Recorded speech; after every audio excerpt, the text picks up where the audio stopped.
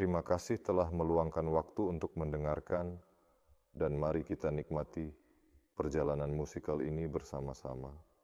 Sekarang ini saya akan menyalakan siaran untuk memantau aktivitas yang terjadi dengan seksama. Hari ini adalah hari Jumat. Di kantor sudah sepi, semua orang sudah pergi, mereka bekerja dari rumah.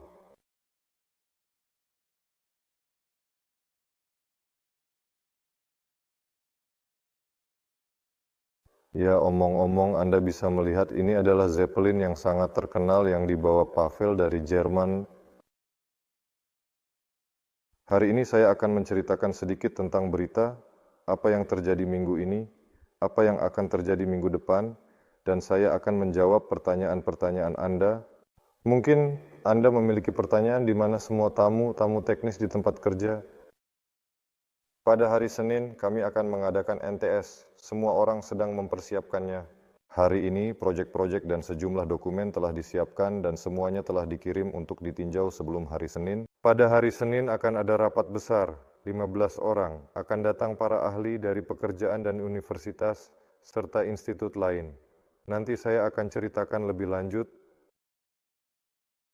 Lebih tepatnya, kita akan merekam semuanya, kita akan memotong dan menyimpan bagian.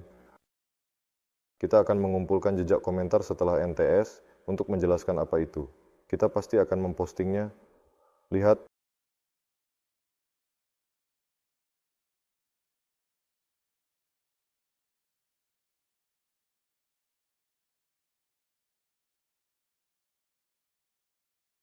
Ya, mungkin bisa langsung mulai menulis pertanyaan. Saya melihat orangnya sedikit. Pada Jumat malam pukul 19 nama eksperimen yang biasa saja. Saya sendiri tidak suka. Jadi, bagaimana kabar berita? Kami sedang menyesuaikan diri di kantor, mendapatkan lengkap penataan dari para perancang TZ untuk ruangan, TZ untuk kantor, dan untuk peralatan. Kantor mereka sudah sepenuhnya dilengkapi, tetapi mereka masih bekerja dari rumah karena masih ada sedikit masalah dengan internet. Ada masalah, dia tidak ada di sini, tetapi sementara ini saya menggunakan internet seluler. Pada hari Senin, internet umum akan tersedia. Dan semua ini terjadi karena para perancang tidak hanya membutuhkan internet, mereka juga memerlukan server, stasiun komputasi, dan stasiun kerja mereka, dan proyek ini telah direncanakan. Jadi pada dasarnya semua ini harus dikembangkan agar tidak perlu diubah, kemudian hari ini semuanya sudah disetujui, mulai Senin semua ini akan dimulai, jadi kami akan memiliki internet, akan ada orang-orang yang tidak perlu lagi berdiam diri di rumah.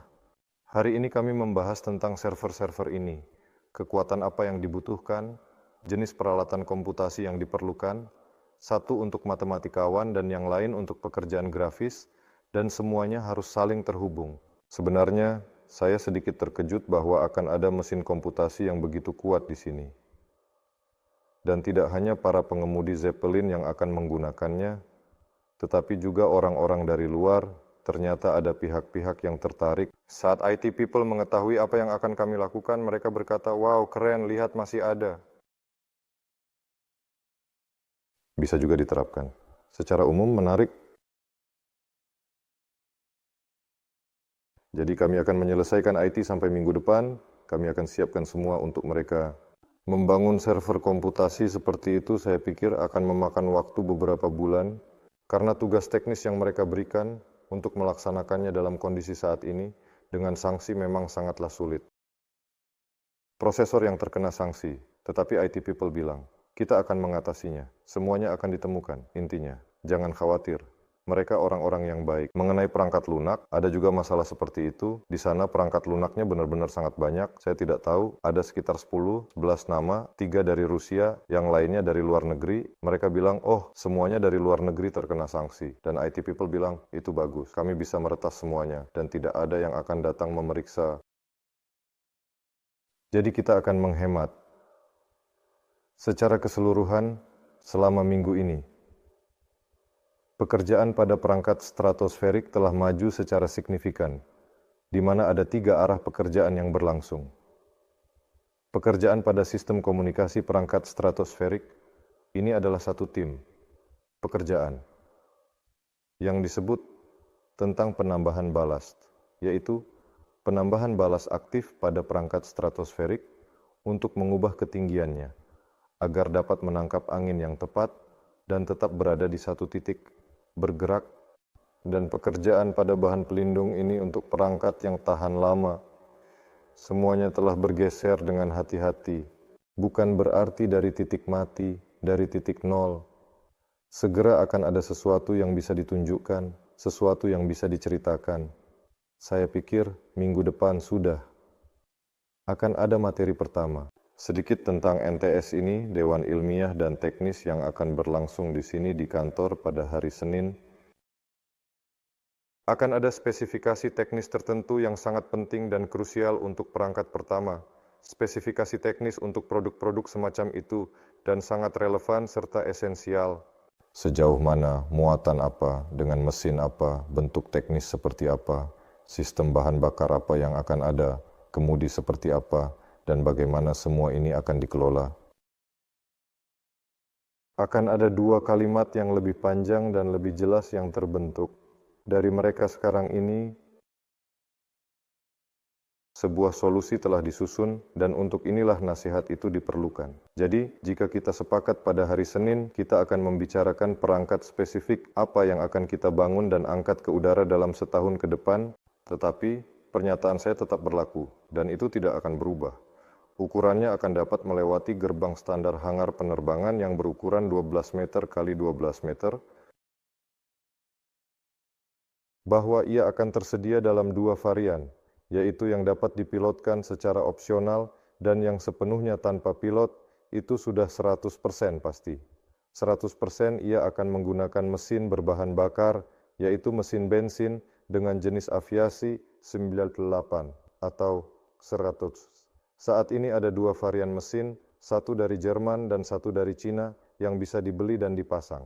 Jika menggunakan mesin Jerman, ia akan berfungsi sebagai mesin utama dan kemungkinan besar ini akan menjadi varian yang dapat dipilotkan secara opsional atau bahkan varian penumpang. Namun, jika menggunakan mesin Cina yang lebih berputar, ia akan berfungsi sebagai generator dan akan menggunakan mesin listrik, sehingga ini akan menjadi pesawat tanpa pilot. Kita akan mengerjakan dua skema seperti itu, tetapi sekali lagi, ini masih bersifat sementara.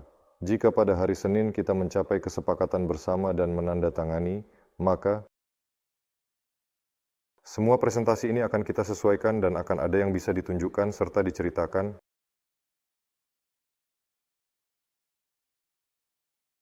Apalagi kabar terbaru, saya tidak tahu sebenarnya. Pekerjaan berjalan, ada banyak pekerjaan. Saya sibuk, semua bekerja. Bahkan tidak ada waktu untuk mempersiapkan webinar, jadi mohon maaf, kita akan mulai mempersiapkan suatu saat nanti. Oh, di sana, kebetulan, laboratorium mulai ditata. Di laboratorium ada inisiatornya yang mengatakan, kita pasti membutuhkan 1, 2, 3, 4, 5, 10. Dan ini berkaitan dengan bahan-bahan yang mereka uji, pemeriksaan, dan berbagai lapisan yang diterapkan pada bahan-bahan ini, termasuk panel surya. Dan secara keseluruhan, beberapa hal. Jadi, pengelasan selubung, jelas, secara umum, di sana sekarang sedang diorganisir. Bagaimana itu diorganisir, akan kami tunjukkan.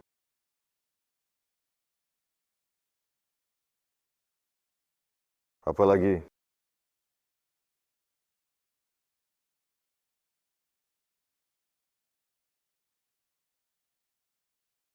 Entahlah, sebenarnya pekerjaan berjalan dengan baik, semuanya normal. Saya membaca ide-ide kalian tentang kota terbang. Sangat menyenangkan bahwa imajinasi orang-orang mencapai tingkat yang baru. Dan kemungkinan besar kita akan sampai di sana, di masa depan kita yang cerah bersama.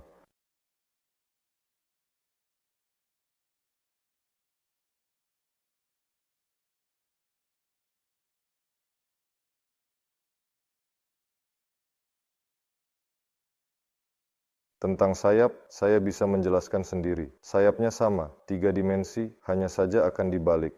Pada pesawat pertama itu, ini tepat untuk memastikan bahwa ia dapat terbang pada ketinggian. Di sini dibuat bagian atas, tingginya tidak terbatas. Ini akan dibalik seperti ini agar pintu bisa lewat. Banyak hal yang akan ada di sana, baik yang klasik maupun yang tidak klasik. Mari kita lihat secara keseluruhan. Saya siap menjawab pertanyaan hari ini, Jumat malam. Petugas kebersihan datang.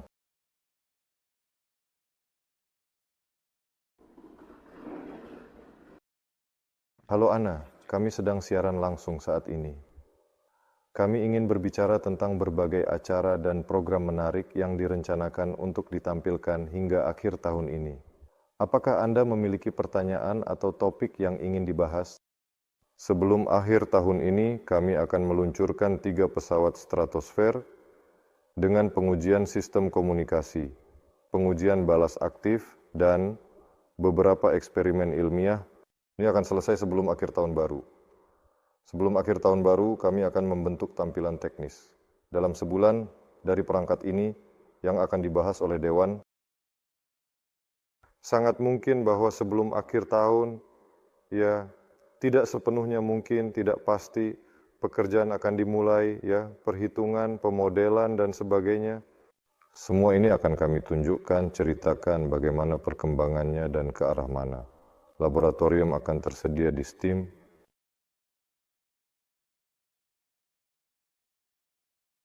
Apakah kita akan berhasil meluncurkan Zeppelin?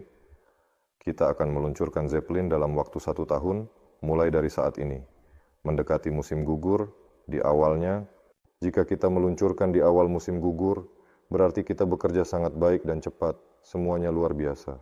Jika kita meluncurkannya dalam setahun, berarti ada beberapa kesulitan yang muncul, tetapi tidak akan ada kesulitan sama sekali, karena Zeppelin telah dilengkapi secara maksimal, dengan cepat dan jelas. Secara umum, tidak ada inovasi super atau penemuan baru yang kami masukkan ke dalam drone pertama kami, kecuali sistem pengendalian, bahwa itu akan tanpa awak, dan sistem penambatan otomatis. Artinya, tidak akan ada orang yang dibutuhkan. Seperti ditunjukkan ekonomi, semakin banyak orang yang dilayani Zeppelin, semakin mahal biaya penerbangannya, pengangkutannya, tempat parkir. Oleh karena itu, ini adalah penambatan otomatis, pemutusan otomatis, dan pengikut otomatis sesuai rute. Sebagian besar akan berfokus pada otomatisasi, autopilot, dan sebagainya. Sistem pengendalian, tetapi tidak akan ada mesin unik atau bentuk teknis yang tidak biasa pada perangkat pertama. Artinya, perangkat pertama akan 100% dapat terbang, 100% dapat diandalkan. Satu-satunya hal adalah sistem pengendalian. Artinya, itu akan baru dan belum ada yang seperti itu sebelumnya. Sangat mungkin bahwa pada perangkat pertama, masih dalam versinya dengan mesin Cina itu dan motor listrik, akan berhasil untuk mengerjakan, mengganti mesin dengan sel bahan bakar hidrogen. Maka ini akan menjadi Zeppelin pertama di dunia yang menggunakan sel hidrogen 100% ramah lingkungan. Ya, itu tentunya mungkin. Dan semua ini kemungkinan besar akan sangat dilakukan. Kapan rencana untuk membangun Zeppelin 200 ton? Lihat, kami membangun perangkat ini dalam setahun. 6 bulan kita tidak terganggu, kita merancangnya. 6 bulan kita merakitnya dan meluncurkannya. Inilah saat kita mulai mengumpulkan, meluncurkan, dan tim perancang mulai dibebaskan untuk mulai merancang. Dan perangkat berikutnya kemungkinan besar akan lebih dekat ke 10 ton. Dan udara akan terangkat sejak saat desainnya dimulai. Nah, sekitar 2-2,5 tahun. Juga dalam waktu 6 bulan hingga setahun setelah mereka mulai merancangnya, perangkat berikutnya akan diluncurkan, kemungkinan besar sekitar 40 ton. Maksudnya sekitar 200 ton, dan udara akan terangkat jika dihitung dengan urutan seperti itu. Mungkin dalam waktu sekitar 6, dengan lebih, mungkin sedikit lebih lama, sepertinya mungkin 200 ton adalah perangkat yang cukup serius, meskipun kami baru saja duduk dan membaca kembali buku yang berjudul Dirigible Militer. Di tahun 1870-an, Seorang berhasil mengumpulkan dirigible yang mirip dengan yang akan kami rakit berdasarkan ukuran. Dia memasang motor listrik dan baterai yang beratnya sekitar 280 kg. Motor listriknya hanya memiliki daya 3 tenaga kuda, dan dia terbang di atas Menara Eiffel di Paris. Itu terjadi pada tahun 1870-an, dan kami melihat jika terus 20 tahun yang lalu mereka membuatnya, mungkin kami bisa membangun yang seberat 200 ton lebih cepat dengan kemajuan teknik dan teknologi kini. Tapi saat ini, saya tidak ingin mengatakan apa-apa, kita akan lihat bagaimana sebenarnya. Karena banyak keputusan yang datang saat itu juga. Kami telah memperkuat tim pengembang modern dengan para teknolog muda, insinyur, dan perancang dengan keahlian dan pengalaman yang luas, serta semangat inovasi yang tinggi dan solusi datang secara langsung. Mereka berpikir kami akan melakukan seperti itu tetapi masih ada. Singkatnya, ada penambahan modularitas, bahan-bahan baru ditambahkan, dan teknologi produksi struktur modular ini kemungkinan besar akan jauh lebih cepat. Ini adalah perangkat keras pertama yang kami rakit. Kami mengerjakan ini, buat struktur modular, 200 ton modul ini selesai. Bukan 6 tahun, tapi 4 tahun.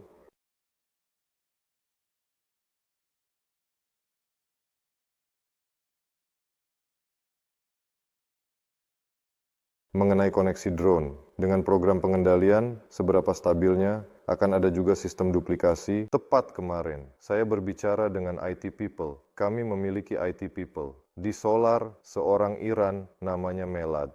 Dia bekerja di bidang kecerdasan buatan, big data, dan sebagainya. Institut Teknologi Massachusetts, dia terlibat dalam proyek-proyek. Di sana dia juga memiliki tim dan mereka mengembangkan sistem berdasarkan visi mesin, kecerdasan buatan, dan sebagainya yang memungkinkan drone atau helikopter untuk mengorientasikan diri sendiri. Ketika kehilangan koneksi, mengetahui di mana mereka berada dan kemana mereka harus pergi selanjutnya. Akan ada sistem klasik, yaitu navigasi, mengikuti rute, dan sebagainya, dan akan ada duplikasi oleh kecerdasan buatan. Jadi, jika koneksi terputus, tidak akan ada yang terjadi pada Zeppelin. Kami juga akan menerapkan ini pada perangkat pertama ini. Pada perangkat pertama, kami akan fokus pada pengembangan otak, sistem pengendalian Zeppelin, dan kemudian Zeppelin akan diperluas, sementara secara keseluruhan otak akan semakin cerdas, dan seterusnya.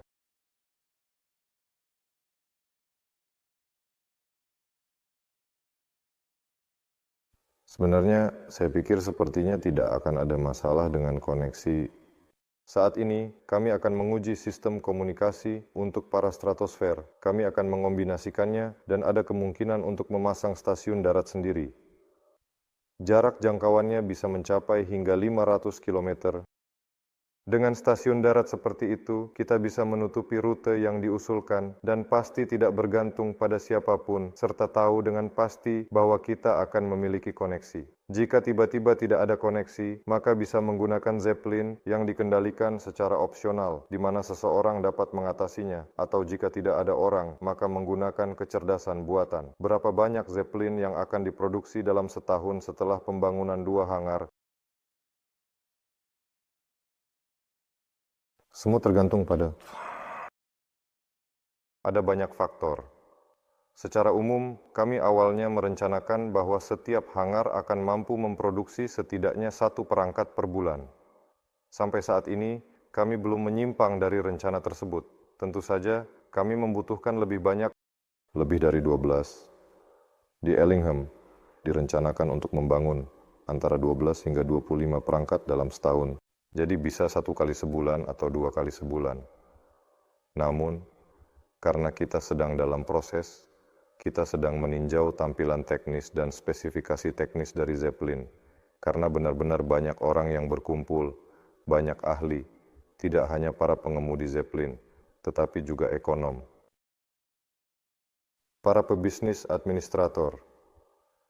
Secara umum, kita melihat proses ini tidak hanya sebagai penerbangan atau logistik, tetapi secara multidimensional dan tampilan teknis berubah karena ini, penerapannya berubah dan produksi massal mungkin juga akan berubah karena ini. Inilah Zeppelin yang saat ini sedang dibangun untuk pertama kali. Berdasarkan perkiraan kasar, permintaan akan sekitar 100 unit. Dengan demikian, menurut perkiraan paling pesimis, permintaan untuk perangkat semacam itu akan sekitar 100 unit.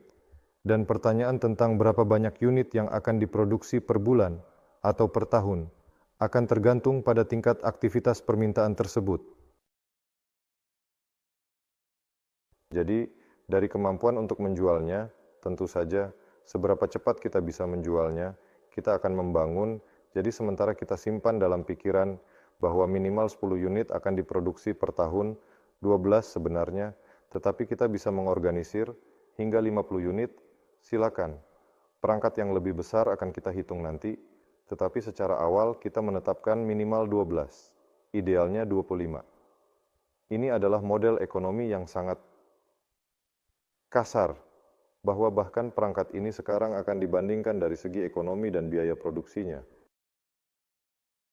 Tipe pekerjaan yang dilakukan oleh helikopter yang ada akan saya sebutkan nanti, dengan biaya yang lebih murah dan spesifikasi yang lebih baik. Saya sudah tahu bahwa lebih dari 1.000 unit telah terjual hanya di wilayah yang kita pertimbangkan, dan berdasarkan perkiraan kasar, 100 unit pasti akan terjual sebagai pengganti helikopter tersebut dan juga sebagai barang unik. Namun sebenarnya, Zeppelin adalah sesuatu yang istimewa, terutama jika itu adalah model tanpa awak yang fungsional. Ia akan menjual dirinya sendiri dan akan memiliki permintaan yang lebih tinggi. Nah, tentang cincin utara, di mana angin bergerak melingkar, berapa ketinggiannya? Ketinggian sekitar 20 km atau lebih, maksudnya dimulai dari 20 km dan lebih tinggi. Saya bisa melihatnya dengan tepat sekarang, tetapi saya tidak akan bisa melihat komentar Anda. Melihat, mari saya kirimkan situsnya. Situs ini tersedia untuk umum, ada model prediksi angin. Kita bisa mengatur ketinggian, memutar planet, dan melihat angin arah, dan pada ketinggian berapa. Dan dari ketinggian tertentu, di sana, mulai dari 20 km, dimulailah arus cincin yang stabil ini. Diameternya sangat besar, mungkin jika dilihat dari kutub utara. Pasti sampai ke Saint Petersburg, sedikit lebih jauh. Silakan lihat dan hitung sendiri dengan seksama dan teliti. Siapa yang sebenarnya menjadi pemimpin utama dalam proyek besar ini? Dan siapa sebenarnya Batia dalam konteks ini? Ayah adalah seorang insinyur Rusia, seorang pengusaha produksi Rusia. Sebenarnya, kolektifnya besar. Kami hanya mengorganisirnya, sementara bakat-bakat itu ada di mana-mana. Ayah, saya rasa dia akan menemukan jalan sendiri. Sementara itu, bagaimana saya harus mengatakannya? Di Amerika ada model yang bagus, dan sebelumnya kami jarang mengikutinya. Kami maksudkan di sana Rusia, CIS, dan lain-lain. Model manajemen, model pembangunan bisnis, dan seterusnya. Itu adalah matriks. Nah, mereka memiliki model matriks. Proyek ini berasal dari Uni Soviet, dan Rusia mengadopsi sistem dengan 1 atasan dan 3 wakil, masing-masing dengan 3 wakil. Berdiri di atas seseorang berarti memberitahunya apa yang harus dilakukan. Kamu pintar, dia tidak. Spesialis itu berkata, dia pintar, sedangkan kamu hanya membagikan pekerjaan ini. Dan sementara dalam proyek Sami Umnye, tentu saja yang paling pintar adalah para spesialis. Di sana tidak ada yang berusaha untuk mendahului. Jadi, batik ini adalah konstruktur Rusia. Apa perbedaan dalam kecepatan dan kapasitas angkut antara Zeppelin Anda dan juga pesaing helikopter? Kapasitas angkutnya hampir sama. Zeppelin bahkan sedikit lebih besar. Kecepatan Zeppelin sedikit lebih rendah. Nah, ada perbedaannya. Saya tidak bisa mengatakan dengan tepat sekarang agar tidak berbohong. Mari kita tunggu NTS ini. Kami akan memastikan semua spesifikasi teknisnya. Saya akan mengirimkan semua verifikasi saat itu. Namun, ia terbang jauh lebih jauh. 2-3 kali lebih aman dan efisien. Dan harganya lebih murah.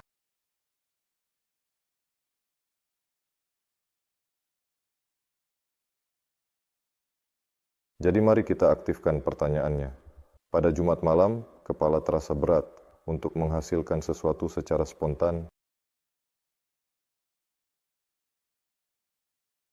Sebenarnya, perbedaan antara Zeppelin, helikopter, dan pesaing. Tidak ada yang menjadi pesaing. Mari kita lupakan saja kata persaingan sama sekali dalam dunia penerbangan. Ada helikopter dengan tugas dan kegunaannya. Ada pesawat dengan tugas, kelebihan, dan kegunaannya. Dan akan ada Zeppelin sebagai alat tambahan dengan kelebihan yang dimilikinya.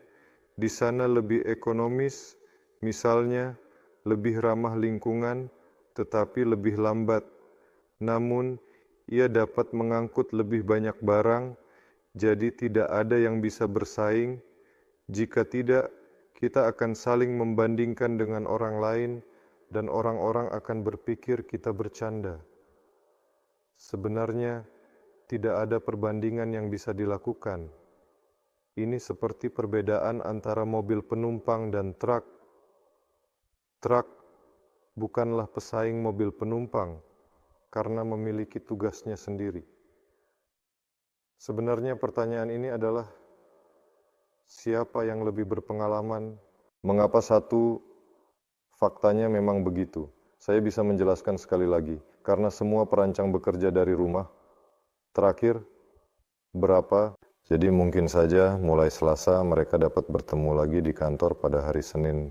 Kami telah menyusun rencana kerja untuk minggu ini, dan seluruh rencana kerja tersebut secara kondisional terhubung dengan NTS untuk pengambilan keputusan mengenai spesifikasi teknis dan penampilan luar dari perangkat pertama. Dan untuk bisa bekerja, mereka semua pulang ke rumah. Dan hari ini, bisa dibilang, adalah hari kerja terakhir sebelum hari Senin. Semua orang sedang mempersiapkan proyek untuk presentasi. Kami mengundang beberapa spesialis eksternal untuk presentasi tersebut.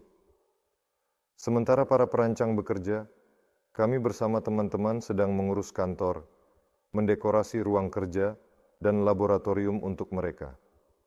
Hari ini kami juga berurusan dengan internet dan dokumen. Pasha seharusnya bisa mendukung saya hari ini, tetapi Pasha memiliki banyak urusan penting. Jadi hari ini saya sendirian. Mulai minggu depan, kita semua akan pindah ke kantor. Di sini akan ada internet, komputer, dan furnitur, dan semua konstruktornya akan ada di sini. Jadi mulai minggu depan akan dimulai seperti ini. Kami bisa mengundang insinyur dan pekerja produksi kami pada hari Selasa.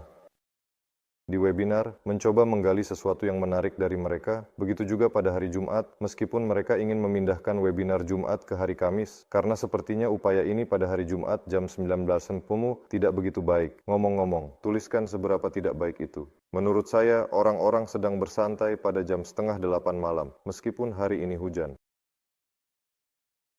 Jadi minggu depan perancang datang ke kantor, mungkin bekerja di sini. Internet di sini lambat sepanjang minggu, sulit bagi saya.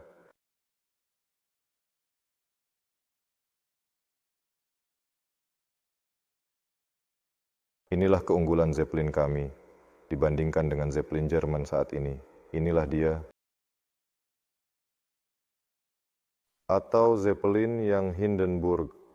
Di sini hanya ditulis di Hindenburg. Zeppelin hari ini berada di Friedrichshafen, NTS. Untuk berlabuh, ada mesin khusus yang mendekat dari tiang dan menangkap Zeppelin ini. Secara harfiah, orang-orang menghubungkan dengan tali. Di sini juga ada orang dengan mobil, dia dibawa lebih jauh ke Welling. Artinya, tidak ada yang berubah dari sudut pandang penggunaan dekat bumi dari perangkat-perangkat lama yang masih modern itu. Ini 1, 2. Dirancang untuk menampung 12 orang. Dalam perjalanan wisata, Zeppelin mendarat, dan orang-orang benar-benar menangkapnya di sana. Dua orang keluar, dua orang masuk, dua orang keluar, dua orang masuk, dua orang keluar, dua orang masuk. Di satu sisi, ya sepertinya, tidak modern. Ini benar-benar semua seperti dulu, seperti dulu. Tidak ada autopilot, tidak ada pengikut. Otomatis pada rute. Di sana tetap ada pilot yang mengendalikan.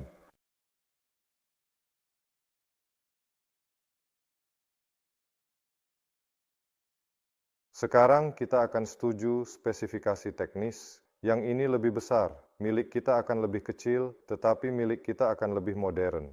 Jika dibandingkan dengan kapasitas angkut, tentu yang ini lebih hebat. Tapi yang berikutnya akan jauh lebih besar, lebih cepat, dan lebih pintar, bahkan lebih hebat dan lebih cerdas. Jika orang Jerman tiba-tiba memutuskan untuk melakukan sesuatu, maka akan ada makna untuk membandingkan sesuatu. Jika tidak, ini hanya prototipe modern dari Zeppelin lama.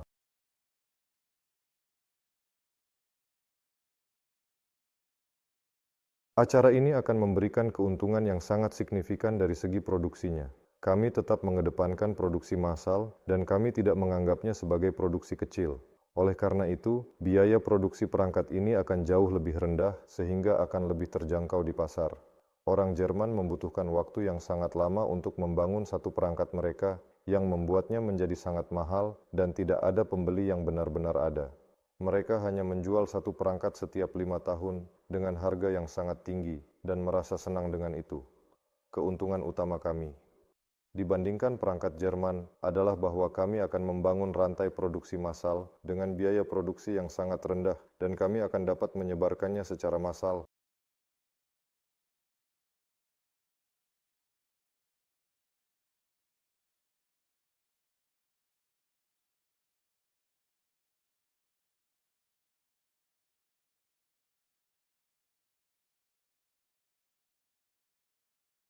Mari kita ajukan pertanyaan.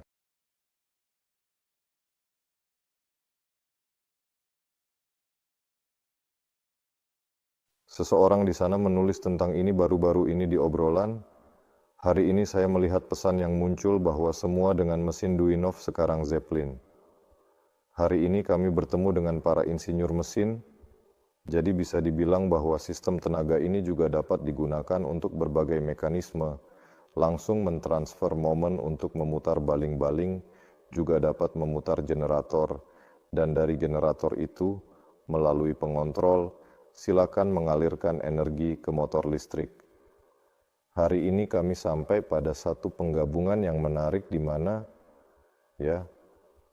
tentang frekuensi tinggi dan sebagainya, dan ternyata Slavianka sangat cocok dan frekuensinya sesuai. Kami baru saja berbicara dengan teman-teman tentang sistem tenaga. Minggu depan akan datang para pria, orang-orang yang berpengalaman, yang membuat generator frekuensi tinggi, super cepat ini. Kami akan pergi bersama mereka urus almasku. Jika semuanya berjalan lancar, semuanya akan lancar.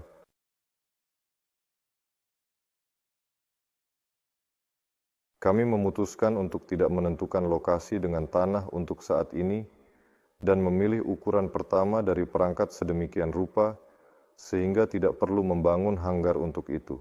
Ini akan menghemat waktu dan uang kami, upaya dan akan memperluas kemungkinan penggunaan perangkat ini, sehingga dapat masuk ke dalam hanggar penerbangan manapun.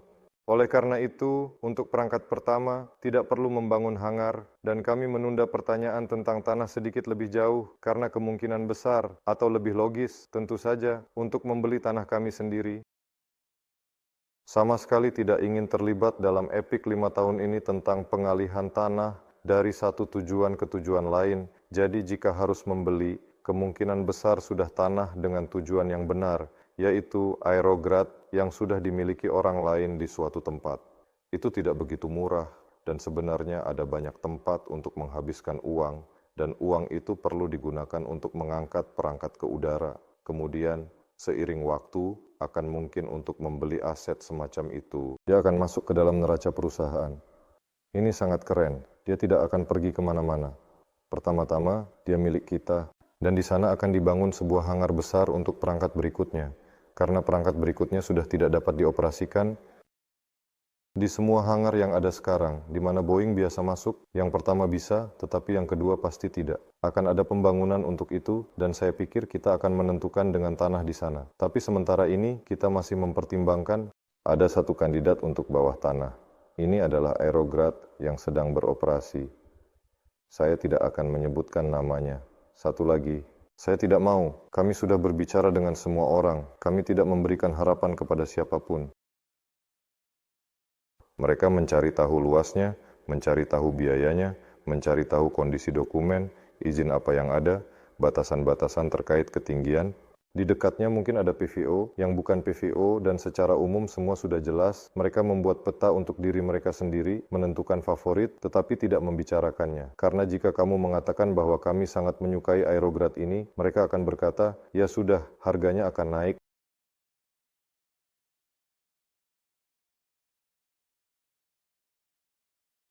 Jadi, sedikit lebih lambat, kemungkinan besar dalam 6 bulan ke depan, ketika kami mulai membentuk tampilan teknis dari perangkat besar kedua ini, kami sudah akan memahami setidaknya ukuran, jumlah produksinya, dan penerapannya.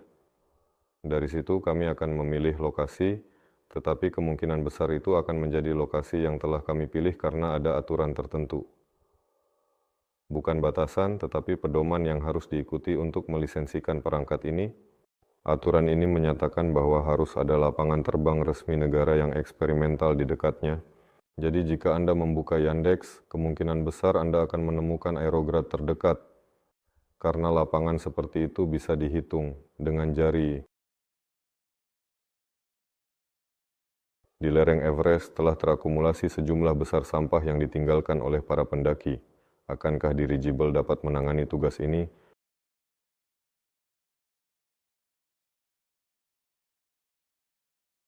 Jika kita mengajukan tugas ini pada saat perancangan atau modernisasi suatu perangkat, saya tidak melihat ada hambatan meskipun kita perlu memperhatikan arah angin dengan seksama. Di sekitar Everest ada cuaca yang kadang-kadang bebas. Kemungkinan besar kita bisa mengorganisir misi, tetapi itu akan sulit. Namun, jika semua orang ingin membersihkan gunung tertinggi di planet ini, jika kita tiba-tiba menjadi sangat cerdas dan berkumpul untuk melakukannya, maka mungkin saja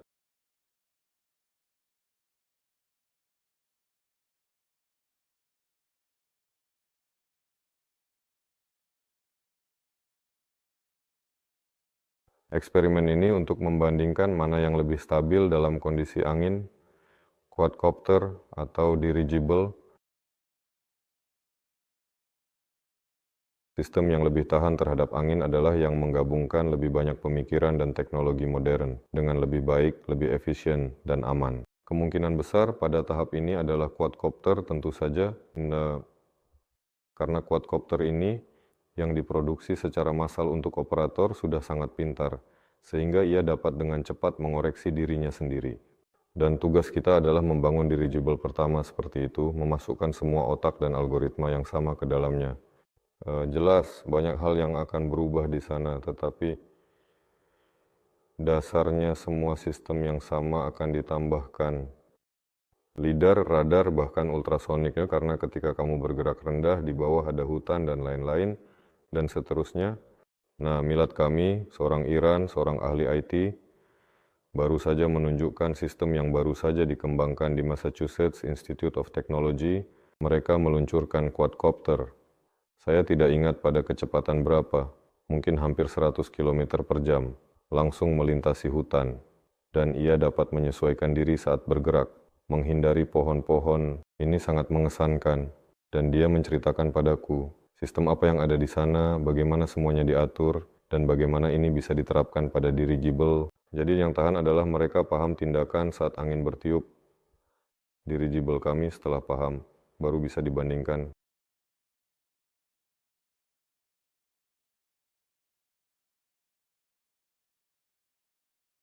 Apakah teknologi pembangunan hangar dan pelabuhan berbeda?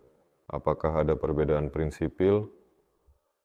Perbedaannya secara umum terletak pada konsep awal. Jika hanggar direncanakan untuk pembangunan dirigible tipe tertentu, itu berarti perlengkapan hanggar tersebut juga harus sesuai. Ini adalah perangkat khusus, di mana dirigible ini awalnya dirakit, kemudian ia mengeluarkannya dari hanggar. Ini adalah spesial dari keran balok, dan anggarannya sama seperti anggaran di tempat lain. Ini bisa digunakan untuk berbagai keperluan, hanya saja dinding dan lantainya bisa dianggap sebagai hangar. Namun, yang membedakannya adalah perlengkapan internal dan mekanisasinya, yang dirancang khusus untuk perangkat tertentu. Dengan demikian, itu adalah perbedaan utamanya. Teknologi konstruksinya sendiri tidak ada, hanya perlengkapan internalnya. Ya, hangar-hangar itu sangat besar, begitu juga dengan stadion-stadionnya. Plus minus, saya pikir teknologi pembangunan akan berfokus pada stadion, antara stadion dan hangar. Sedangkan peralatan internal sudah seperti pabrik.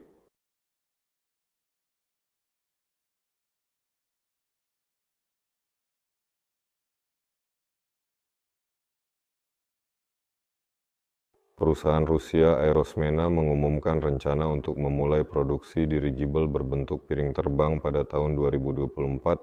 Aerosmena telah lama mengumumkan rencana dan memulai beberapa produksi, dan sebenarnya bukan hanya satu perusahaan, tetapi bahkan beberapa perusahaan biasanya mengumumkan bahwa mereka mulai membangun sesuatu, tetapi sesuatu yang tidak biasa. Tapi sampai saat ini belum ada tindakan. Kami telah mengambil skema yang paling saya rasa sesuai. Ini adalah tentang melakukan sesuatu yang sudah terbang, melakukannya dalam format baru, dengan teknologi, kecerdasan buatan, sensor, dan drone. Semua ini dilakukan dengan bahan-bahan baru, tetapi justru bentuk klasik karena bereksperimen dengan berbagai bentuk. Pada tahap awal sangat berisiko dan harus dilakukan dengan hati-hati. Artinya Anda memiliki pendanaan yang tidak stabil dan tim yang belum teruji sedikit lebih, dan Anda segera melakukan sesuatu yang belum pernah ada sebelumnya. Probabilitas keberhasilannya mendekati nol. Mereka bahkan membuat prototipe aerotransfer, ada sebuah piring terbang kecil yang disebut Anyuta. Video dari internet dihapus, tetapi internet selalu mengingat. Jadi jika mencari di Google, akan menemukannya. Mereka membuatnya dan bahkan tidak bisa menstabilkannya. Dengan tangan, menggunakan tali, apalagi dengan mesin. Dan dengan dirigible ini semuanya jelas, sudah lama dihitung, tetapi dengan dirigible bentuk klasik, ada pusat volume, pusat massa, yang saling berpotongan di suatu tempat. Di sini harus ada muatan, dan kemudian ia lebih kurang stabil secara statis. Dan piring terbang, kebetulan, seperti dirigible, jika tanpa plumb bob, piring terbang berusaha untuk terbalik seperti ini, untuk berdiri dan mengapung, dan untuk menstabilkannya di udara. Agar tidak melakukan itu, kita harus menghabiskan energi untuk mengurangi momen-momen yang tidak perlu ini. Selain itu, mereka dapat menstabilkannya dengan menurunkan beban sangat rendah. Jadi semuanya itu tidak akan terbalik, muatannya rendah, tetapi di sini muncul efek pendulum. Itu juga menjadi tidak stabil. Pada aerotransfer, mereka tidak melakukannya dengan menurunkan muatan lebih rendah, tetapi mereka memasukkan muatan langsung ke dalam piring itu sendiri. Dipasang dengan sekeliling sekrup-sekrup ini, artinya piringnya pasti tidak akan stabil secara statis. Mereka harus menghabiskan energi untuk menstabilkannya. Dan seperti yang ditunjukkan oleh model kecil mereka, model mereka saat ini secara matematis tidak berfungsi dalam praktik. Mari kita lihat, biarkan mereka mengumpulkan. Mereka akan mengumpulkan piring terbang berbentuk dirigible. Keren.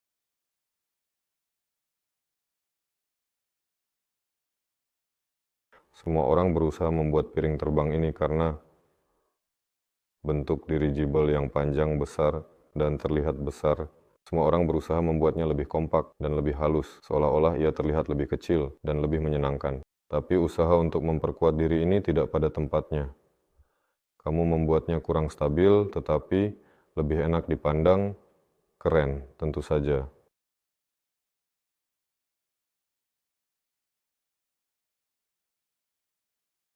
Tahun-tahun akan berlalu dengan cepat. Pikirkan, apakah sebaiknya memulai proses akuisisi tanah bersamaan dengan pekerjaan lainnya. Jadi jika kita perlu mulai membangun pelabuhan Dalam tahun ini sekurang-kurangnya kita harus mendapatkan dokumen izin untuk pembangunannya dengan segera dalam waktu 1 tahun. Secara kondisional dalam setahun, setelah setahun kami mengangkat perangkat ini ke udara, menghela napas, dan mulai menghabiskan uang untuk membangun hanggar. Dalam setahun, kita hampir tidak akan bisa membeli sesuatu yang berkaitan dengan pertanian dan mengalihkan dokumennya ke tujuan yang benar. Setidaknya butuh 3 tahun.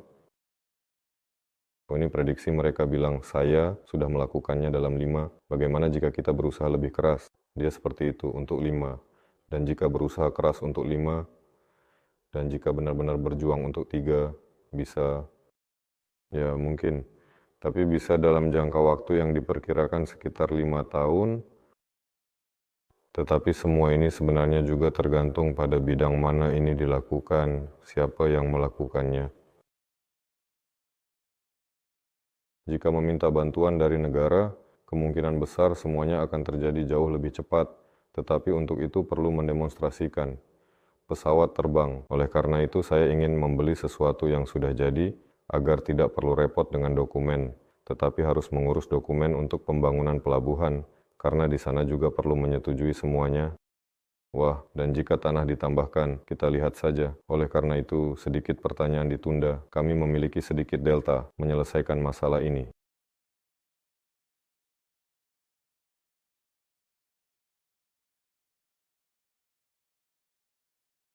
Apa hubungan antara volume dari dirigible dan kapasitas angkutnya?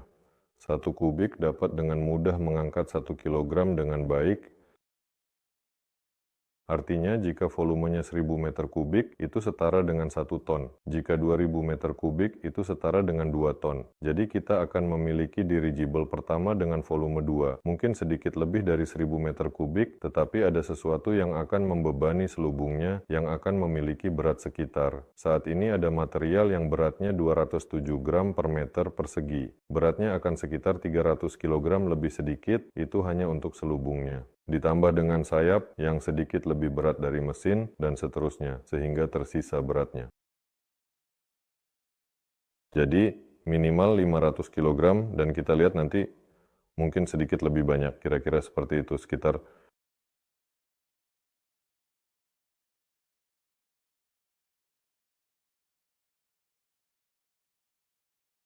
apakah mungkin pernah dipertimbangkan opsi dirigible terbalik, di mana balon berada di bawah atau di samping sehingga gondola terbuka, balon berada di samping, gondola di tengah. Sekali lagi muncul keinginan untuk membalikkan benda ini di atas, di bawah. Jika dia di tengah, maka ada angin samping, yaitu sangat kuat. Ada bentuk hibrida, tetapi mereka lebih terkait dengan dirigible berkecepatan tinggi di ketinggian.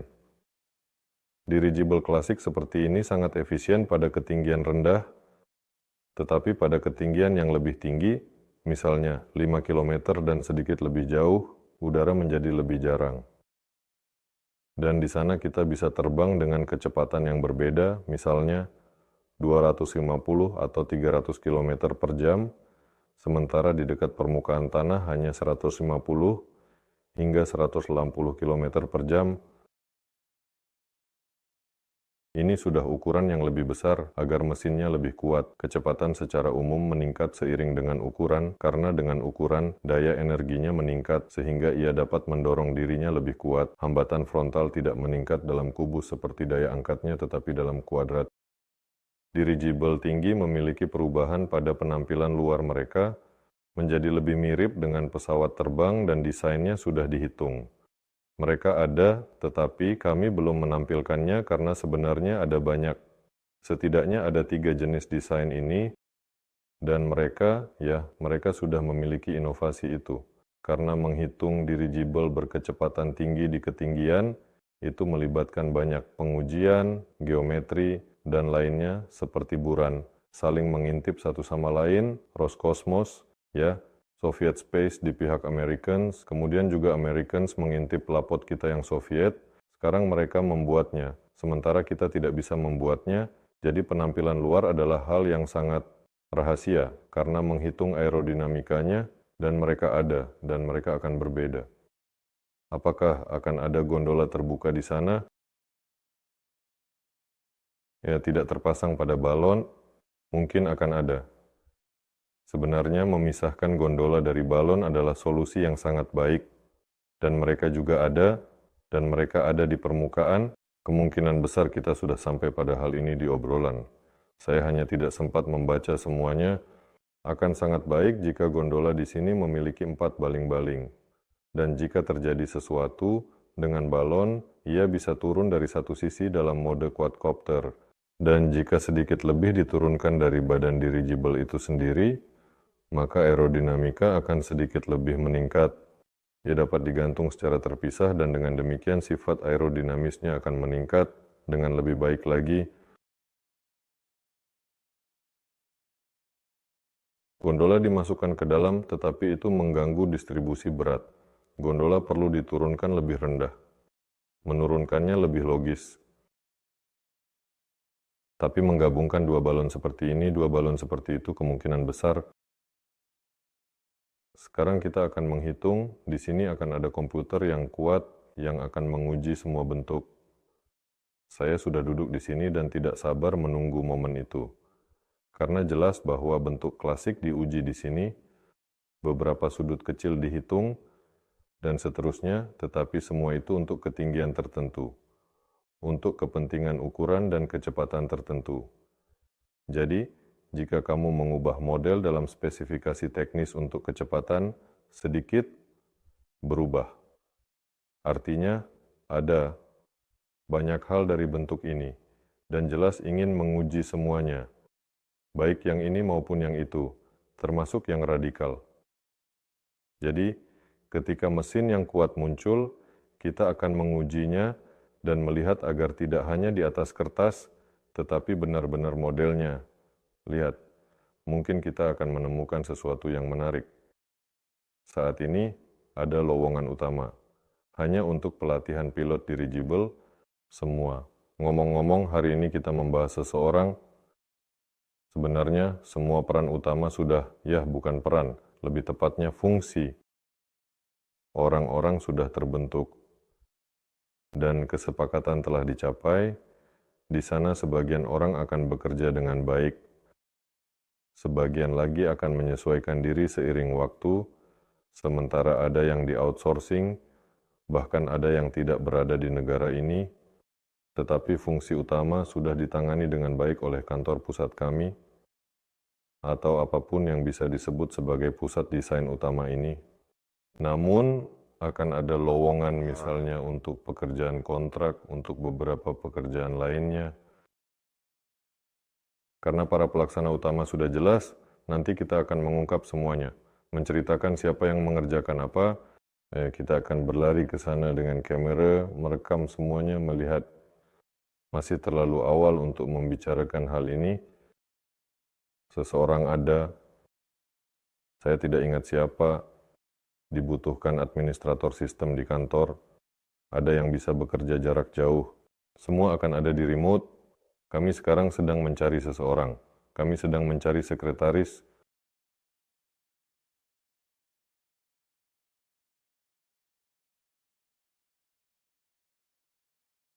Ngomong-ngomong, kami sedang mencari operator keren untuk studio, karena kami terus-menerus perlu merekam laboratorium dan sebagainya. Operator Solarov semuanya sibuk dengan pekerjaan, jadi kami mencari orang lokal di sini. Tapi jika yang dimaksud adalah aspek rekayasa dan konstruksi, saya rasa tidak akan ada yang muncul sebelum tahun baru. Kita akan lihat lebih dekat ke tahun baru.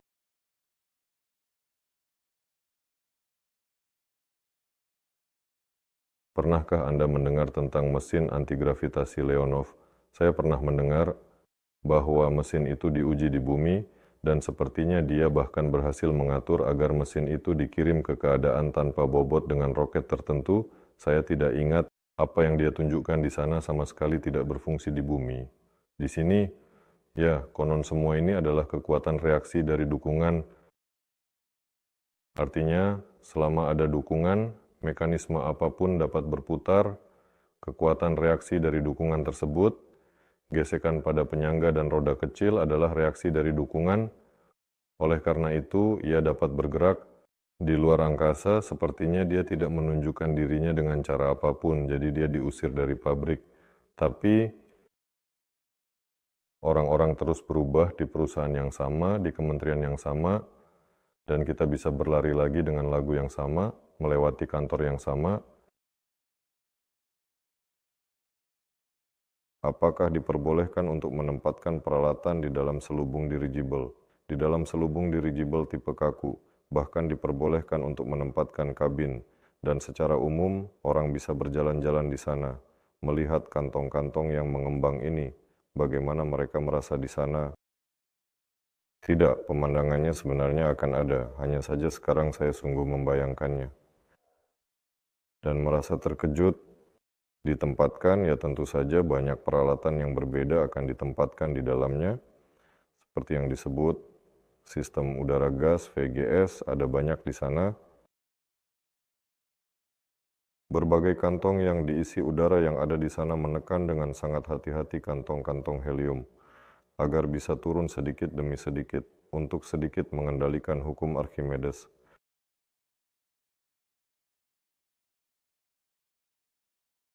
Bahkan ada ide untuk memasang plasma gun di dalam lebih lanjut, seperti dengan menggunakan plasma gun untuk memanaskan gas lebih efektif di dalam kantong, gas dipanaskan, daya angkat meningkat. Di sana misalnya untuk super hybrid, ngomong-ngomong, saya tidak tahu, tidak ada yang membicarakannya. Kemungkinan besar semua orang tahu tentang ini, tetapi tidak ada yang berbicara. Para pengemudi dirigible, ada yang asing, perusahaan lain, bahwa ini bisa digunakan, ini bisa digunakan. Ini bukanlah hal yang baru, tetapi sepertinya tidak ada yang membicarakannya sebelumnya. Peralatan semacam itu mudah ditempatkan di dalam, tapi secara keseluruhan bayangkan ya, di sana bisa berjalan, di sana bisa menempatkan ruangan, kabin, di sini di samping akan dibuat jendela. Jadi semua peralatan sistem kehidupan pasti ada.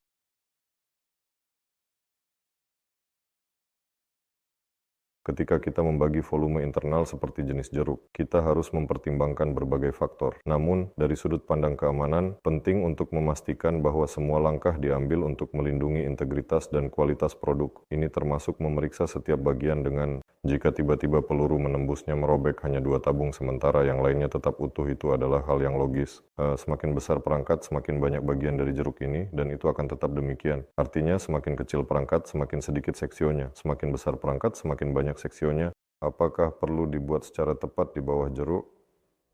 Mari kita lihat. Saya rasa pembagian ruang internal ini menjadi beberapa segmen, sektor, dan seterusnya akan dapat dihitung dengan sangat hati-hati dan penuh perhitungan oleh kecerdasan buatan dengan bantuan teknologi canggih dan inovatif. Mari kita berikan dia tugas seperti itu, kita lihat apa yang dia gambar. Jika dia menggambar jeruk, katakanlah maka alam memang benar. Di kepala saya terbayang gambar seolah-olah ada pemisahan yang sempurna untuk keamanan ruang internal, seperti granat. Granat itu sendiri awalnya terbelah seperti jeruk, dan kemudian bagian dalamnya, yaitu biji-bijinya, terpisah dengan sendirinya. Jadi jika ada peluru yang lewat, ia hanya mengeluarkan gas angkat sesuai dengan trajektori dan tidak ada yang hancur di sampingnya. Tetapi di sini perlu dipahami bahwa ketebalan semua selubung bertambah. Massa perangkat di sana semakin berat. Namun, misalnya dari sudut pandang keamanan untuk beberapa perangkat khusus, kita sebut saja hiperseksionalitas, kemungkinan besar akan diterapkan ketika penting bukan untuk mengangkut muatan maksimum, tetapi untuk membawanya dengan aman dalam kondisi tertentu.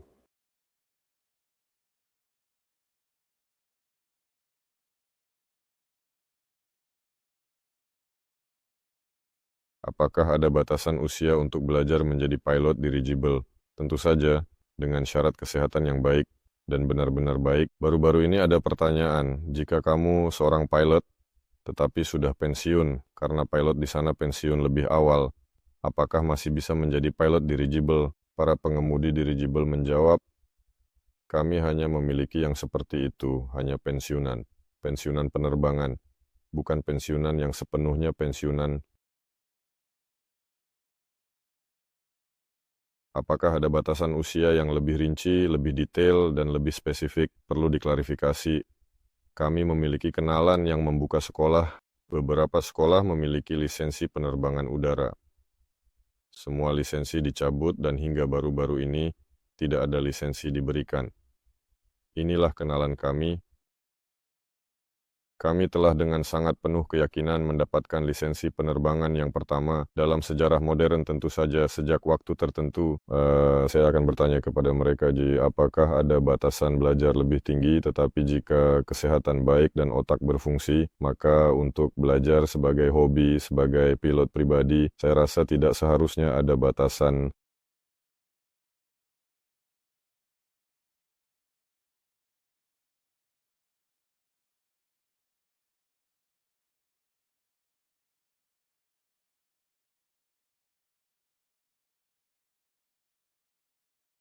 Jadi secara keseluruhan, ada beberapa pertanyaan. Terima kasih telah mengajukan pertanyaan, sangat mudah untuk menjawabnya, sedangkan untuk memikirkan sesuatu dari kepala, rasanya sama sekali tidak ada tenaga.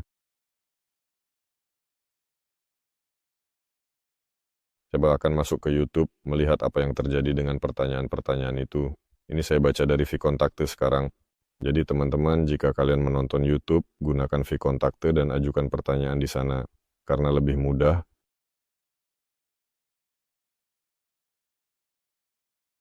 Ngomong-ngomong, di YouTube ada video yang sangat menarik dan sangat informatif sekali yang menunjukkan bagaimana di NASA saat ini merakit pesawat luar angkasa yang sangat mirip dengan Lapti Soviet kita. Sedikit menarik, teman-teman telah menghancurkan cerita ini di NASA, sementara mereka di sini terus mengembangkannya. Nah, pertama-tama, ya di YouTube langsung Pavel Igoryevich Filipov, catat untuk Siberia pada pukul 19.00 di Moskow itu sudah tengah malam. Kembalikan seperti semula pada pukul 17.00, setuju. Dan tentu saja sangat sulit pada Jumat malam. Saya ingin berinvestasi. Terima kasih banyak. Investasikan. Masuk ke akun pribadi. Siapa Baba? Baba adalah orang Soviet. Nah, orang Rusia. Meskipun proyek ini bersifat internasional, kami bahkan memiliki para penggemar, entah bagaimana, dirigible. Jelas bahwa seseorang telah menginisiasi.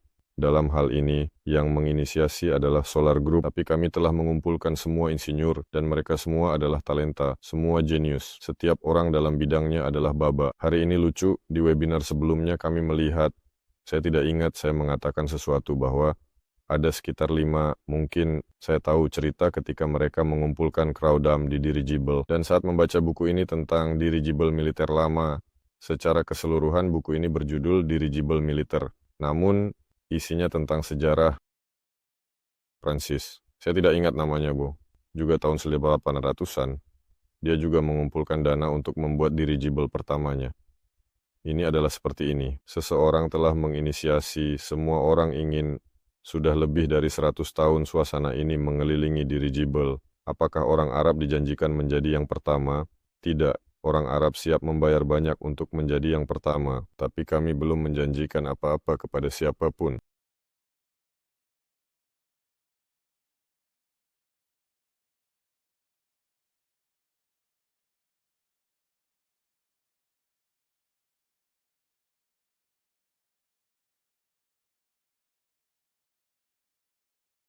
Jadi apakah ada proyek yang direncanakan sebelum akhir tahun baru ini? Mengapa meluncurkan beberapa proyek kecil stratosfer? Untuk apa? Untuk membuktikan sesuatu kepada seseorang. Kita bisa fokus pada perangkat sesuai rencana. Teman-teman pada umumnya, tim insinyur utama yang merancang akan fokus secara eksklusif pada sebuah perangkat sesuai rencana. Dan menurut rencana yang sama, di suatu tempat menjelang akhir rencana ini, dirigible stratosfer melaksanakan pekerjaan kecil dengan tenaga kontraktor, mengalokasikan minimal spesialis dari tim kerja kami, dan kemungkinan besar, tidak sama sekali. Mereka akan memberitahu kami, inilah spesifikasi untuk perangkat, lebih tepatnya sudah memberitahu. Seperti, pelajari, kontrol, kita perlu 1, 2, 3, 4, komunikasi, bahan, pengelasan. Singkatnya, pergi dan pelajari. Lakukan. Ini adalah tugas teknis untuk Anda, jadi ini bukan untuk bukti. Semuanya berjalan ke arah itu. Hanya saja ini adalah perspektif yang sangat jauh, bahwa kita bisa mulai sendiri dengan perangkat kecil dan ini benar-benar murah, cepat, dan yang terpenting semuanya berjalan ke satu arah.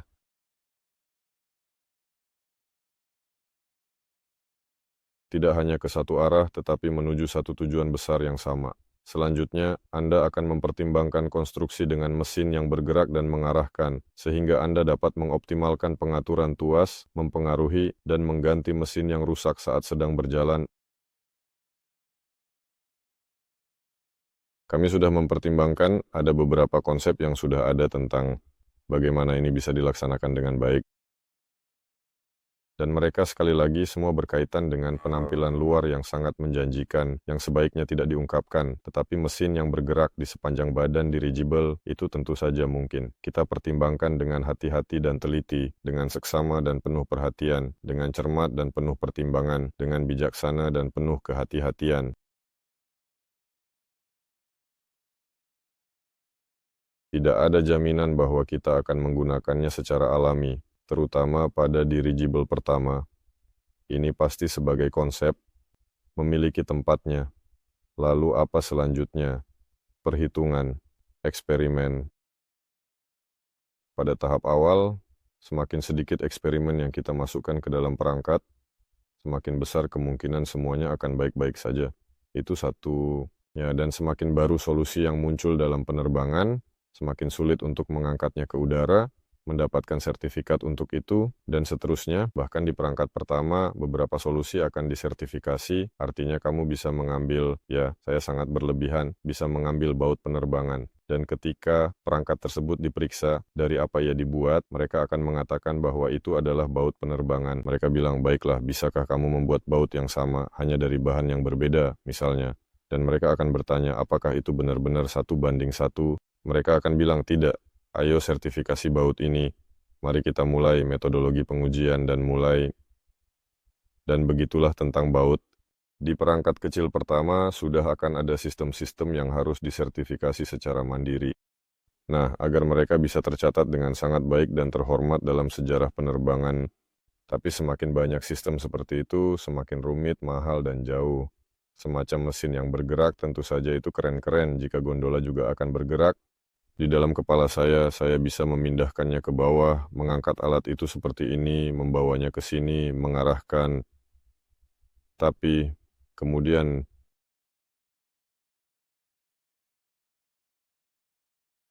mereka mempertimbangkan karir yang ditinggalkan sebagai tempat penyimpanan, berbentuk kerucut menurun. Saat ini, dinding bangunan sudah selesai dibangun dengan kokoh dan rapi. Langkah berikutnya adalah memasang atap yang akan melindungi bagian dalam dari cuaca. Namun, keputusan mengenai jenis dan bahan atap yang pasang atapnya dengan sangat penuh perhatian, dia terangkat seperti ini. Ide yang menarik dan sangat perlahan-lahan sekali, sedikit demi sedikit, dengan sabar.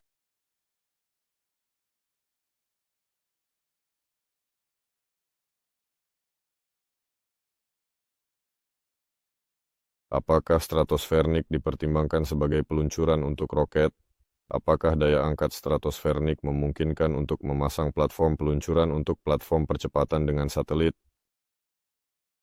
Tanpa perlawanan yang berarti, platform stratosfer untuk peluncuran roket adalah cita-cita besar banyak orang, baik di Rusia maupun di luar negeri. Ada ingat di obrolan menulis, kalian sedang bercanda, berapa besar negara harusnya mengangkat roket sebesar itu. Di sini bukan tentang roket besar, melainkan tentang roket kecil berbahan bakar padat.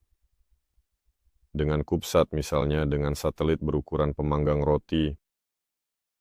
Sistem seperti itu dipertimbangkan dan dianggap ekonomis. Di sana juga diperoleh kelayakan. Implementasi teknis saat ini belum ada, namun secara keseluruhan ceritanya sangat menjanjikan dan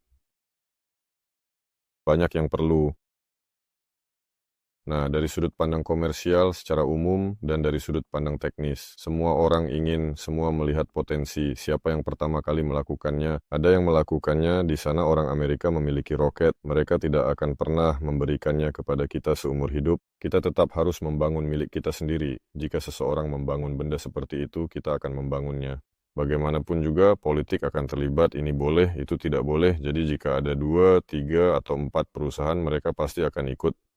Ya, siapa yang pertama di sana jelas lebih menyenangkan, tetapi secara keseluruhan pasar akan menemukan tempatnya.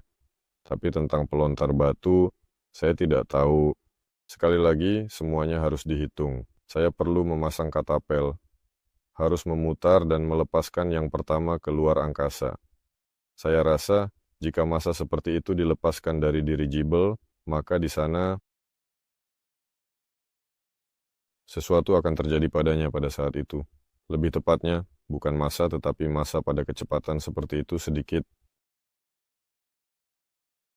mungkin menciptakan dirigible dengan kecepatan 300-350 km per jam. Dirigible yang cepat dapat terbang tinggi dengan bentuk khusus. Ia dapat mengangkut banyak orang dan membawa barang, hanya saja ketinggiannya berbeda dan penampilannya juga berbeda. Dan jika ada aliran khusus di sana, di mana kita bisa masuk ke dalam aliran agar bisa mendapatkan angin yang menguntungkan, ia akan bergerak lebih cepat hingga 500.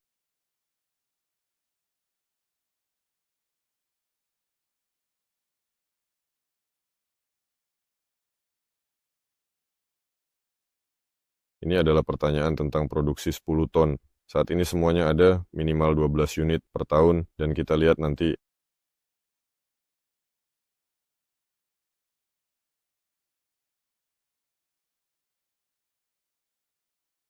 ada ide untuk membangun hanggar vertikal dengan perangkat peluncuran vertikal. Ya, ide tentang dirigible vertikal entah kenapa muncul dengan sendirinya seperti saja di benak banyak orang. Sebenarnya, dirigible juga memiliki tantangan tersendiri, gitu. Jika semuanya di sini tidak seimbang dengan baik, maka balon ini bisa terbalik seperti ini. Atau bisa juga terbalik dengan cara yang berbeda. Ini mirip dengan cerita tentang piring terbang, hanya saja di sini lebih mudah untuk menyeimbangkannya. Tidak perlu menurunkan beban terlalu berat. Jika berbentuk cakram, jika dibandingkan dengan itu, maka dirigible itu berusaha untuk terbalik seperti ini. Dan Anda berpikir, mengapa tidak membangunnya seperti ini? Tidak menggantung gondola di sini. Dan pertama-tama ia memakan lebih sedikit ruang, berdiri vertikal. Kedua, ia lepas landas vertikal keluar dengan trajektori seperti itu. Selanjutnya, ada cerita tentang sayapnya yang melayang, memperlambat, dan turun dengan aerodinamika. Sekali lagi, semua ini adalah hal-hal eksperimental. Dalam kerangka laboratorium, semuanya akan pertama kali dimodelkan di komputer, dibuat modelnya di laboratorium, dan beberapa hal akan diuji di sana, tetapi semua itu hanyalah permainan dibandingkan dengan alat-alat yang pertama kali akan dibangun. Tetapi jika tiba-tiba ada mainan yang ternyata menjanjikan menurut perhitungan, maka saja kita akan mulai memikirkan tentang pembangunannya. Juga dalam pembangunan hanggar vertikal, meskipun di suatu tempat di bawah Togliatti ada satu bengkel vertikal yang cukup tinggi. Mereka bilang, mari kita buat dirigible vertikal di sana.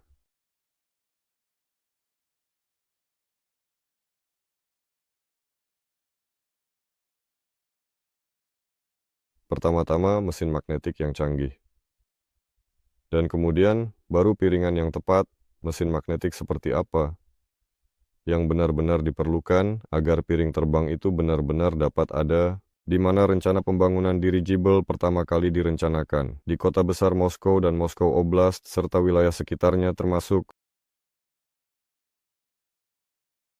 Tahap pertama akan dimulai ketika Anda mengumpulkan 2 juta dolar. Kami berdiskusi dengan Pavel pada hari Selasa. Tidak ada gunanya terikat pada jumlah tertentu. Kemungkinan akan kurang dari 2 juta dolar.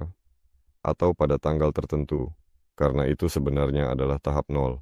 Saya mengungkapkannya pada hari Selasa di webinar. Sekarang akan sulit untuk mengulanginya. Ada risiko tertentu pada tahap 0, termasuk tidak adanya kampanye. Orang-orang tidak terorganisir. Kami tidak memiliki presentasi di sana. Tidak ada apa-apa. Tetapi presentasi itu tidak masalah. Namun tetap ada langkah-langkah awal 0, termasuk dewan ilmiah dan teknis yang akan berlangsung pada hari Senin, di mana kami akan menyetujui bentuk pertama dari alat tersebut. Dan di sana tidak hanya bentuk, tetapi juga komposisi, khususnya mesin, banyak rincian, hampir semuanya. Dengan mengurangi risiko, kita mendekati perubahan. Kita tahu di mana, bagaimana, dengan kekuatan, biaya, dan waktu yang dibutuhkan, dan lainnya, semua lainnya. Saya mengurangi risiko. Kami sedang bertransisi ke tahap baru. Kami mendekati perubahan tahap. Dan mengenai uang, berapa banyak yang akan terkumpul, lebih baik bertemu Pavel Filipov di webinar dan sekali lagi menanyakan apakah ada perkiraan dari Departemen Keuangan tentang berapa banyak dana yang akan terkumpul pada saat ini ketika kita risiko akan dihilangkan. Seolah-olah akan ada dokumen di sana, skema hukum yang benar dan lengkap. Ngomong-ngomong, skema hukum juga bergerak dengan sangat baik, hanya sedikit lagi yang tersisa.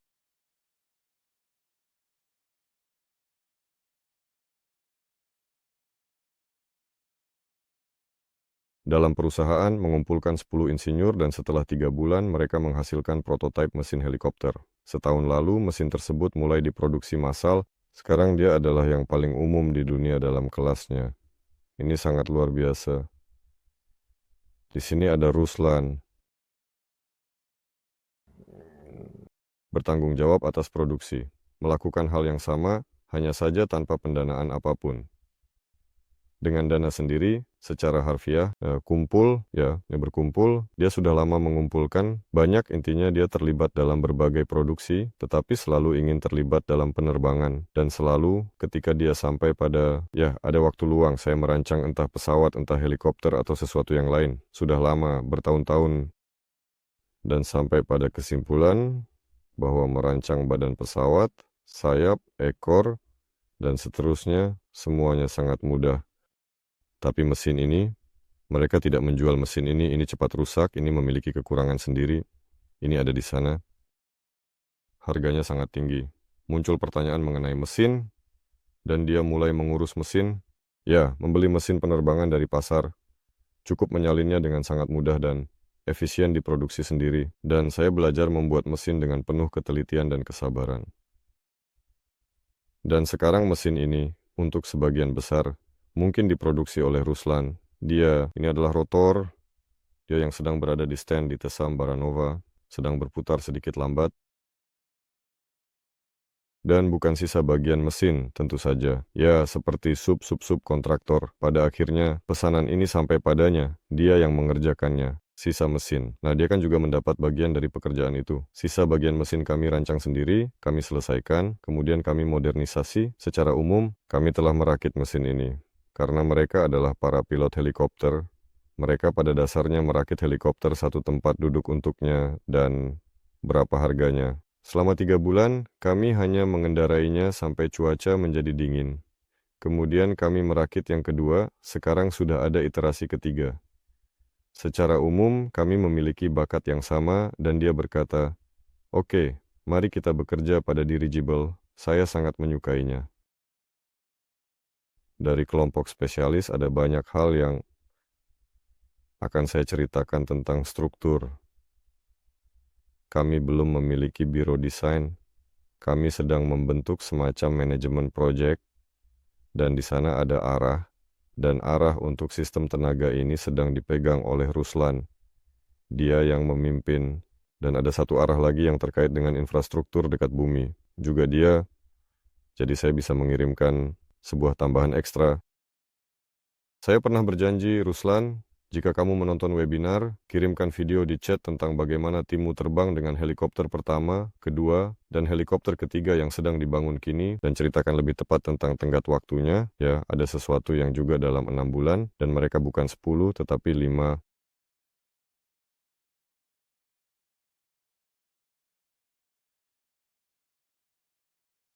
Kami telah mencoba selama 10 tahun untuk meluncurkan VICA 900 dengan KB, tetapi WHO tidak ada di sana.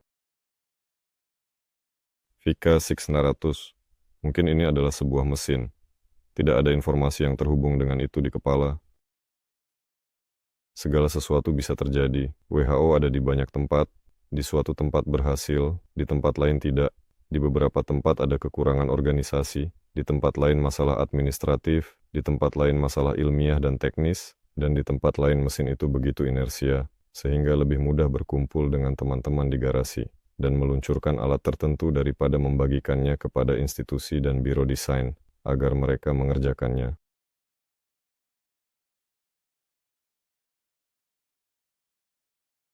Jika gondola dibuat di dalam badan kaku, aerodinamika akan lebih baik. Dengan memainkan masukan balas, alat semacam itu dapat diluncurkan secara vertikal tanpa memerlukan bagian yang bergerak. Semuanya benar, bisa, perlu, dan tidak perlu ada bagian yang bergerak, tapi tetap saja terbang seperti roket dan kemudian berkendara. Saya berpikir, dalam kasus seperti itu, setidaknya biarkan kapsul internal menggunakan giroskop atau hanya mengandalkan gravitasi. Jadi, saya kembali ke kontak.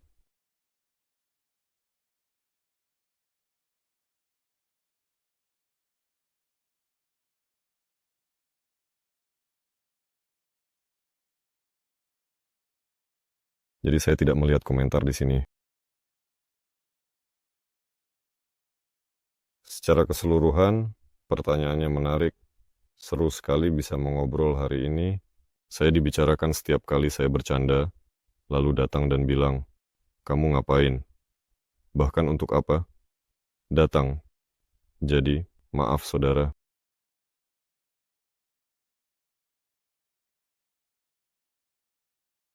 Kita nonton di saluran mana? Negara generasi baru. Sekarang saya juga akan masuk ke saluran solar. Lihat-lihat. Tapi pertanyaannya, kebetulan, muncul di sana-sini. Jadi plus minus, saya rasa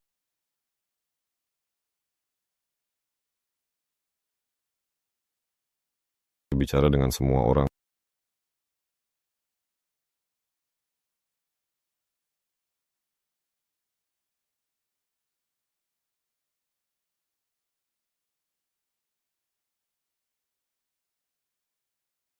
Dengan dirigible modular ya, sangat menarik. Ini untuk pertanyaan 2 seperti ini, 2 seperti ini, 3 seperti ini. Kemungkinan besar lebih mudah dengan kereta, dan jika sudah kereta, lebih baik biarkan saja terbang dalam karavan. Sangat ingin mencoba dan menguji banyak model sendiri. Karena konstruksi modular. Saat ini, sedang ada diskusi di chat mengenai kota terbang. Jelas, ini mungkin bukan masa depan yang dekat, tetapi tetap saja masa depan. Dan di sana, dalam hal apapun, diperlukan konstruksi modular yang dapat dengan cepat diganti, agar semuanya saling dapat dipertukarkan. Ya, kita perlu menghitung bentuknya, tetapi masa depan pasti ada di belakang mereka. Tapi saya pikir kita akan menemukan bentuk yang tepat. Mungkin ini akan menjadi alat dengan bentuk yang dapat diubah, mengapa tidak?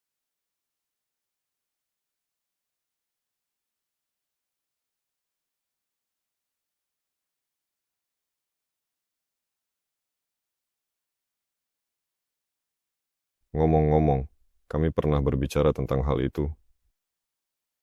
3 tahun yang lalu, kami bertemu dengan seorang penemu di sana. Mungkin dia pernah mendengarnya. Ryan Mueller melakukan banyak hal yang menarik. Tapi di sana semuanya berada di ambang fantasi yang sangat berisiko dan penuh ketidakpastian. Dan dia saat itu membuat bahan komposit seperti itu, yang di sana, ya jelas, kamu bisa menggulung sesuatu, bisa terjepit, menggulungnya kembali, bisa mengendur, tapi itu, singkatnya, dia sedang mengembangkan.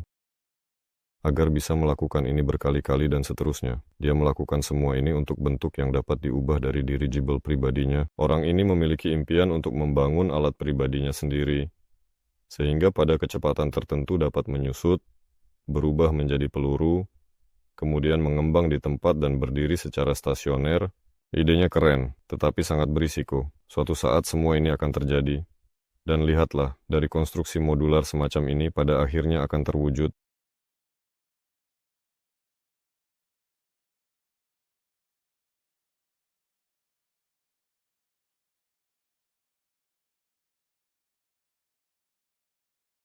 Apakah mungkin untuk membuat sebuah dek observasi yang sangat besar, luar biasa, dan sangat menarik di atas dirigible? Mungkin, ya, kemungkinan besar mereka akan ada di sana. Pada dirigible kaku pasti, tetapi mulai dari ukuran tertentu. Untuk dirigible kecil yang akan kita bangun, orang bisa naik hanya dengan tangga tali yang akan ada di samping gondola ini. Naik, berdiri, bahkan bisa seperti itu. Pasti bisa berjalan di atasnya. itu masih berbunyi seperti logam karena berada di bawah tekanan. Di yang besar, pasti ada tempat observasi yang lengkap, ya, tentu saja. Mengapa Kiril tidak suka ide penempatan sauna di dalam Dirijabel? Akan sangat menyenangkan untuk melompat langsung dari Dirijabel ke dalam perairan setelah sauna. Akan sangat menyenangkan, ya. Setiap orang memiliki pandangannya sendiri. Dia, di usia seperti itu, ketika setelah bertahun-tahun bermimpi tentang karya tertentu miliknya, seseorang berkata kepadanya, "Gondola," sedikit berubah penampilannya. Dia menjawab, "Apa artinya?" Semuanya sudah begitu mengakar dalam pikiran saja. Faktanya, dia menyebut semua usulan dan ide kita sebagai sauna terbang, bukan karena dia secara khusus tidak menyukai sauna terbang, tetapi entah mengapa dia memutuskan demikian, bahwa sauna terbang itu adalah hal yang konyol. Sebenarnya, tidak benar-benar mungkin. Ini adalah hal yang sangat konyol dan sangat dirijabel wisata di sana seharusnya. Untuk di utara yang sangat jauh, secara keseluruhan, harus ada sauna di sana. Dan di dalamnya juga ada sauna, hanya saja dia menyebutnya sauna terbang. Mancepilin adalah terowongan observasi pusat di tengah selubung yang sangat besar. Di sana bisa ditempatkan turbin listrik utama yang mampu menyedot udara dari badan, sehingga bahkan dengan pengisian hidrogen, kebocoran akan terhembus keluar dan tidak akan mengumpulkan volume kritis.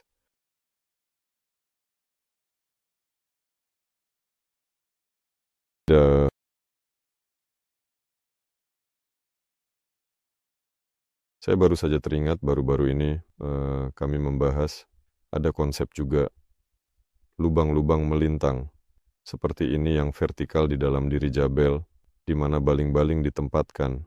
Jadi dia menciptakan dorongan seperti itu. Lubang tengah juga ada dengan sekrup agar ia dapat menarik udara dari sini, mengurangi hambatan frontal dan lain-lain.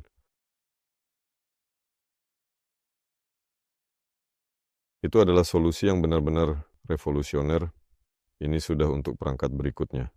Maksudnya tidak semuanya sekaligus, secara bertahap. Saya pikir kita memiliki 200 ton. Itu sudah akan menjadi semacam keajaiban dunia. Mungkin juga 100 ton, meskipun 40 ton juga bisa. Intinya, kita lihat saja. Mengenai helium yang akan dikeluarkan, tidak menumpuk volume kritis. Oh, hidrogen, tidak menumpuk volume kritis, mungkin iya. Kita harus melihat, helium tetap digunakan. Hidrogen masih jauh, juga membuat perangkat besar dekat bumi dengan hidrogen. Meskipun diflegmatisasi, itu terlalu berisiko.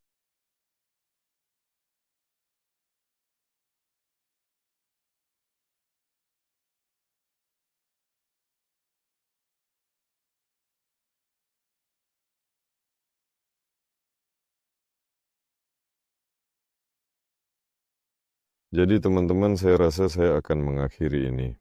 Tidak ada pertanyaan baru yang muncul di Vkontakte, di media sosial Vkontakte, semuanya benar-benar hilang. Saya tidak mengerti bagaimana ini bekerja. Anda menonton siaran saja sekali lagi. Begitu kamu melihat bahwa mereka muncul, komentar, kamu menutup siaran, tuh tidak ada komentar. Dalam hal Dirijabel iklan misalnya, bisa dibuat tiruan dari Dirijabel permainan terkenal Kirov. Sebenarnya saya akan bereksperimen dengan penampilan luar Dirijabel dengan sangat serius, dengan kebebasan maksimal untuk membuatnya menjadi seragam, putih atau abu-abu. Tentu saja aerodinamika, tapi secara keseluruhan membuat berbagai Dirijabel sudah ada ide dan pemikiran seperti itu. Misalnya, jika ini untuk berbagai daerah, membuat Dirijabel yang sama sekali berbeda, untuk India, satu untuk Rusia, yang lain bahkan di dalam Rusia untuk bagian Eropa, satu untuk Altai, yang lain untuk Yakutia, yang ketiga, dan membuatnya sedemikian rupa, yaitu nasional, sehingga benar-benar berbeda secara umum, dan bisa saja ada Dirijabel custom Kirov, yang sepertinya sesuai dengan skenario permainan. Saya belum bermain. Sekarang keadaan di planet ini secara umum kurang lebih sama seperti di sana. Jadi ini di- disebut lucu secara umum. Baiklah teman-teman, itu saja. Secara keseluruhan saya rasa sudah saatnya untuk mengucapkan selamat tinggal. 1,5 jam, itu saja Senin kita akan mengadakan Dewan Ilmiah. Jika mau saya akan siaran langsung dari sana, di Telegram misalnya, atau kemana saja. Nah, lingkaran-lingkaran pasti akan merekam siapa yang duduk, apa yang kita lakukan, kita akan merekam video besar tentang ini. Pada hari Selasa ada webinar klasik yang bersifat dasar. Di sana perlu untuk memperbarui presentasi. Sebenarnya sudah sulit untuk membahasnya. Banyak yang telah berubah, tapi mungkin setelah hari Senin kita akan mengerjakannya. Akan ada banyak rincian yang muncul. Sampai jumpa di Telegram. Oh ya, biarkan saya catat. Mengenai video helikopter Ruslan, saya akan mengirimkannya.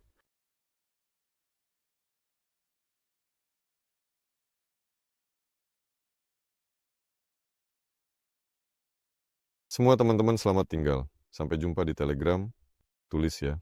Kita akan berkomunikasi di sana.